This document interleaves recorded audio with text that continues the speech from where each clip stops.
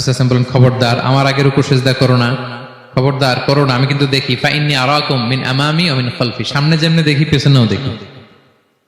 সুবহানাল্লাহ।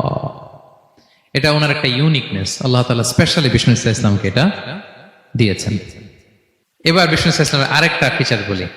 বিষ্ণু ইসলামের পিঠ মোবারকে দুই কাঁধের মাঝখানে মাহরুন নবুয়া, দ্য সিল অফ প্রফেসি ছিল, নবুয়তের সিল লাগানো ছিল। আল্লাহু আকবার। এটাকে বলে মাহরুন নবুয়া, দ্য সিল অফ প্রফেসি। তিনি যে নবী, এটার সিল ছিল।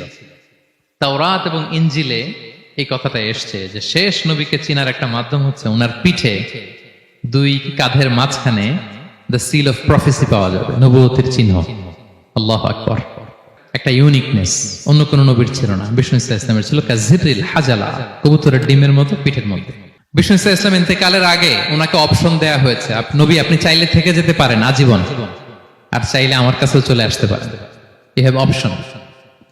বিষ্ণু ইসলাম তার রবের সাথে সাক্ষাৎকে চুজ করেছেন এবং ইন্তেকালের আগে তিনি পড়েছিলেন, আল্লাহুম্মা গফিরলি ওয়ারহামনি ওয়ালহিকনি বির রফিকিল আ'লা। আল্লাহ আপনি আমাকে ক্ষমা করুন, আল্লাহ আপনি আমার প্রতি রহম করুন, আল্লাহ আমি আপনার সান্নিধ্যে যেতে চাই, পৃথিবীতে থাকতে চাই না।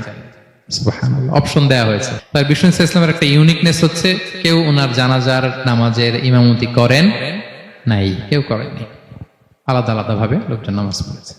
উনি ওনার কবরে এখনো জীবিত অবস্থায় আছেন, হায়াতুন নবী। তবে আমরা এখন যেরকম জীবিত এরকম নয়, বারজাকি জগতের জীবিত। তিনি ইন্তেকাল করেছেন, মৃত্যুবরণ করেছেন নিঃসন্দেহে। তিনি বারজাকি জগতে